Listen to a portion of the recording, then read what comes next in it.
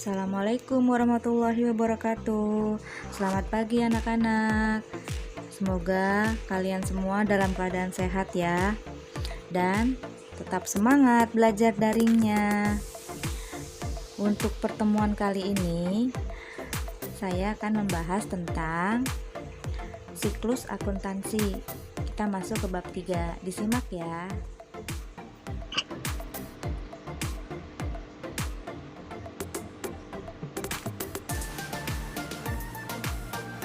Materi kita kali ini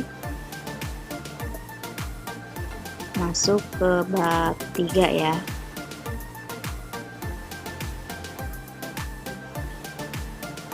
Bab 3 tentang siklus akuntansi pada perusahaan jasa.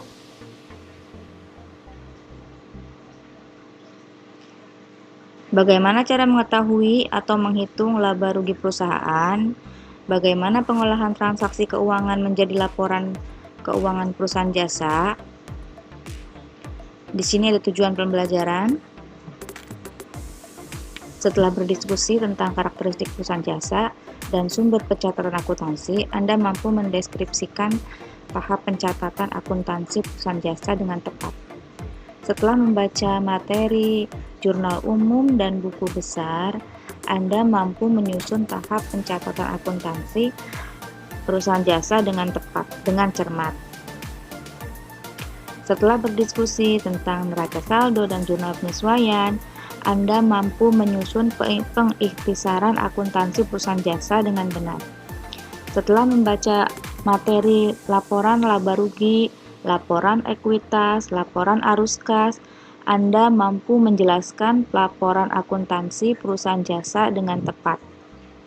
Setelah mempelajari tahap pencatatan, tahap pengikhtisaran, dan tahap pelaporan, Anda mampu mempraktikkan penyusunan laporan keuangan secara lengkap. Ada 3 tahapan dalam siklus akuntansi: tahap pencatatan, tahap pengikhtisaran, tahap pelaporan.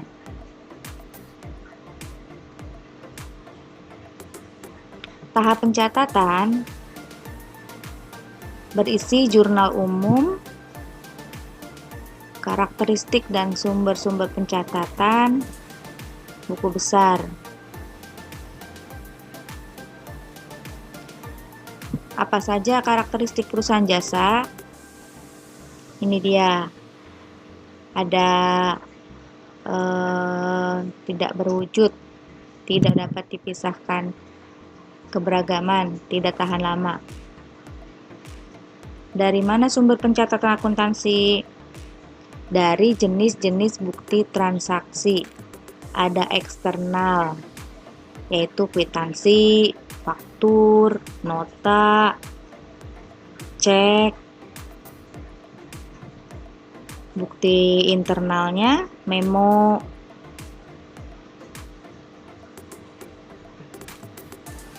Analisis bukti transaksi. Untuk memudahkan dalam menganalisis pencatatan bukti transaksi, terdapat aturan pencatatan transaksi seperti pada tabel berikut. Nah, di sini ada akun.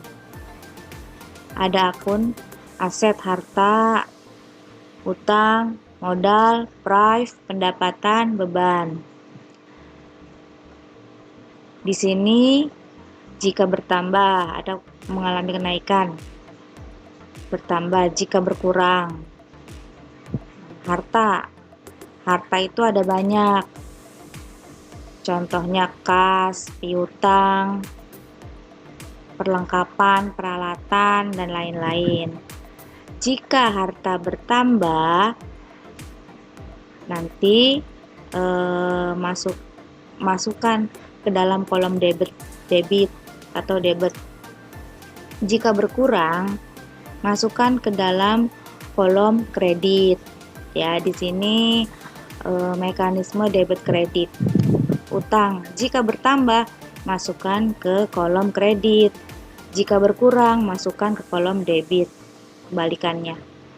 Ekuitas, jika bertambah, masukkan kolom kredit. Jika berkurang, masukkan ke kolom debit. Price, Jika bertambah, masukkan ke kolom debit. Jika berkurang, masukkan ke kolom kredit. Pendapatan, jika bertambah, masukkan ke kolom kredit. Jika berkurang, masukkan ke kolom debit. Untuk beban nanti macam-macam. Ada beban sewa, beban gaji, beban iklan, dan lain-lain. Jika bertambah, masukkan ke kolom beban. Jika bertambah, masukkan ke kolom debit. Jika berkurang, masukkan ke kolom kredit. Apa itu jurnal umum? Jurnal umum adalah jurnal yang digunakan untuk mencatat dan meringkas setiap transaksi yang dilakukan perusahaan. Bentuk jurnal umum seperti ini kolomnya, berisi tanggal, akun atau keterangan, referensi, ini referensi, nanti ini ada nomor akun dari perusahaannya. Kemudian ada kolom debit, ada kolom kredit.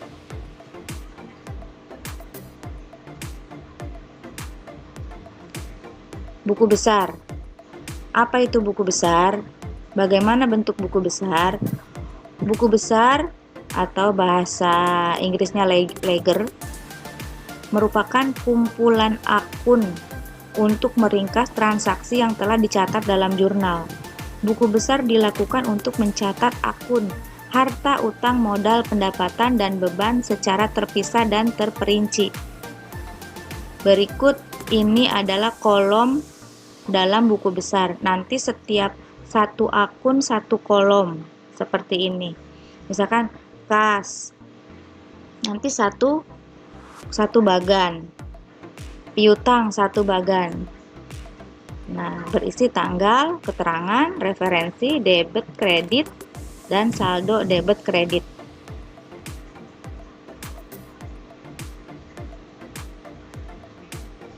Kemudian, nah di sini ada contoh soal. Pada Januari 2019, Gilang mendirikan usaha bengkel sepeda motor dengan nama Bengkel Elang Motor. Pada tanggal 1 Januari 2019, Gilang menyetorkan uang tunai 15.100.000, perlengkapan 5.250.000, peralatan 12.550.000, dan sepeda motor 22.400.000 sebagai modal usaha. Bagaimana pencatatan ke dalam jurnal umum? Seperti ini ya. Tulis dulu judulnya Bengkel Elang Motor, Jurnal Umum per 31 Januari 2019. Tanggal kita isi dengan bulan dan tahun ya, dan tanggal 1 di sini. Akun. Nah, dari transaksi di atas yang muncul ada 5 akun ya untuk modal awal, karena Tuan Gilang ini mendirikan usaha bengkel. Selain dia menyetor uang tunai, dia juga memberikan perlengkapan ya. Kas, uang tunai kas 15.100.000 di debit. Kemudian perlengkapan tulis di debit ya 5.250.000. Peralatan, dia juga memberikan peralatan sebesar sekian ya 12.550.000. Kendaraan. Nah, kemudian ini semua debit nih yang 4. Kemudian modal itu dikredit. Modal itu adalah total jumlah seluruhnya dari 15, dari kas, perlengkapan, peralatan ditambah kendaraan, semua ditotal hasilnya 55.300.000 sebagai modal dikredit ya, karena jika kembali yang tadi, modal bertambah di kredit. Ini aset semua, aset bertambah atau harta bertambah di debit. Ada rumus mekanisme debit kreditnya. Sekarang buku besar. Nah, ini contoh penulisan buku besar ya. Dari jurnal umum, langkah berikutnya adalah memposting ke buku besar. Nanti setiap akun satu bagan. Contoh kas 1 bagan ya. Yang tadi tanggal 1 tinggal dipindahkan. Keterangan setoran modal, kasnya di debit, saldo debit, Kemudian akun perlengkapan, bikin lagi satu bagan. Jadi secara terpisah, masing-masing akun memiliki bagan masing-masing. Yang debit semua kamu masukkan ke debit, yang kredit dimasukkan ke kredit. Berikutnya, langkah step selanjutnya membuat adalah tahap pengikhtisaran.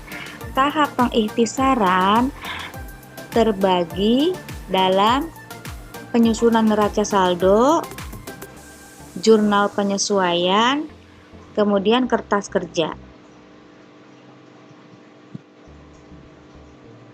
Neraca saldo.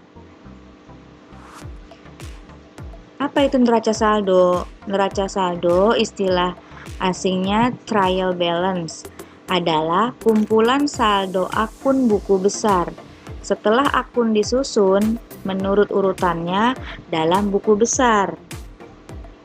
Bentuk neraca saldo dapat dilihat sebagai berikut. Nama perusahaan, judulnya, neraca saldo, periode akuntansi, periode berapa, tahun berapa, bulan apa. Kemudian ini kolomnya ya, bagannya seperti ini, berisi nomor akun, nama akun, debit, dan kredit. Kemudian jurnal penyesuaian. Jurnal penyesuaian nanti ada akun-akun yang membutuhkan penyesuaian. Salah satunya di sini perlengkapan, ada penyusutan harta tidak lancar, ada beban dibayar di muka, ada pendapatan diterima di muka, ada utang beban, ada piutang pendapatan, ada piutang tidak tertagih. Nah, ini semua adalah akun-akun yang akan muncul nanti di jurnal penyesuaian. Kemudian kertas kerja. Kertas kerja atau neraca lajur adalah suatu kertas berkolom-kolom atau berlajur-lajur dirancang untuk menghimpun semua data akuntansi yang dibutuhkan saat perusahaan akan menyusun laporan keuangan dengan sistematis. Nah, ini adalah bagan dari kertas kerja, berisi nama perusahaan, kertas kerja, periodenya. Kertas kerja berisi 12 kolom. Yang pertama nomor akun, yang kedua nama akun, yang ketiga kolom neraca saldo debit kredit, kolom penyesuaian debit kredit, kolom neraca saldo disesuaikan debit kredit, kolom laba rugi debit kredit, kolom neraca debit kredit. Jadi semuanya ada 12 kolom. Kemudian di sini tahap selanjutnya adalah tahap pelaporan. Catatan laporan keuangan. Apa saja? Berisi laporan laba rugi dan penghasilan komprehensif lainnya, laporan perubahan modal, dan laporan neraca, serta laporan arus kas.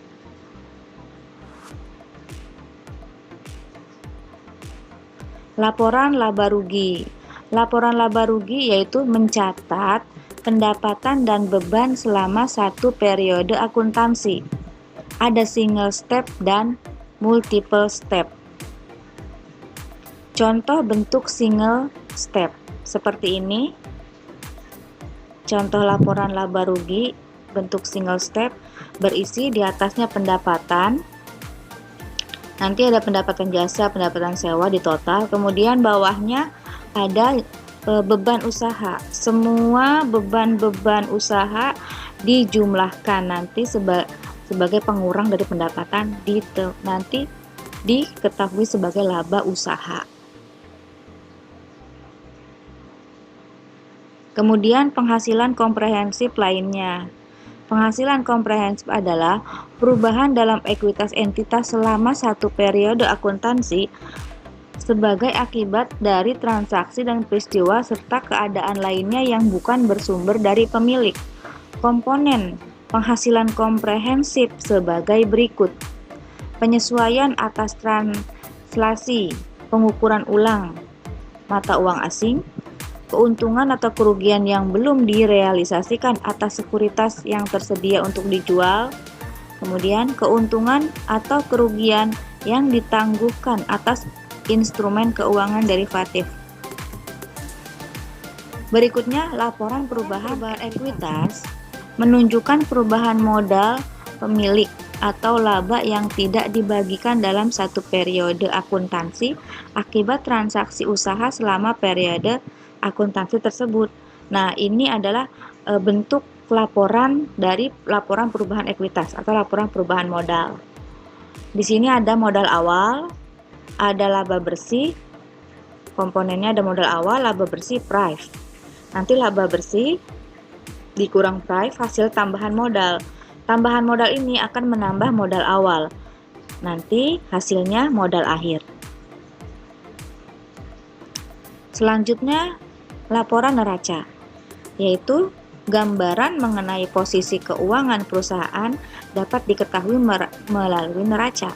Neraca terdiri atas akun harta atau aset, utang, liabilitas, dan modal atau ekuitas.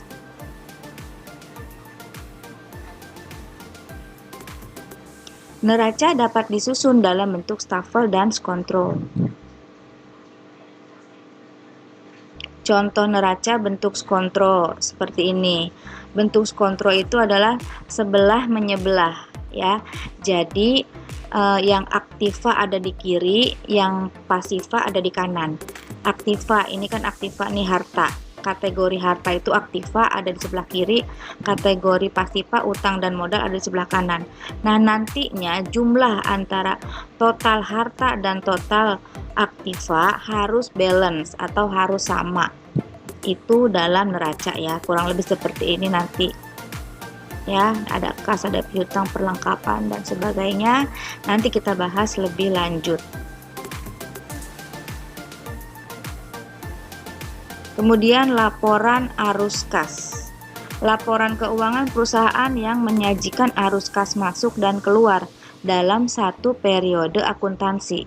Isi laporan terdiri atas 3 aktivitas, yaitu aktivitas operasional, aktivitas investasi, dan aktivitas pendanaan. Dibuat dalam 2 metode, yaitu metode langsung dan metode tidak langsung. Catatan laporan keuangan. Catatan laporan keuangan berfungsi menginterpretasikan angka-angka yang terkandung dalam laporan keuangan. Catatan pendukung laporan keuangan sebagai berikut. Laporan dasar sebagai berikut. Ringkasan kebijakan akuntansi, perincian atau penjelasan atas angka neraca, komponen yang tidak dapat dilaporkan dalam laporan keuangan, informasi pelengkap lainnya. Sekian, terima kasih materi kali ini. Wassalamualaikum warahmatullahi wabarakatuh.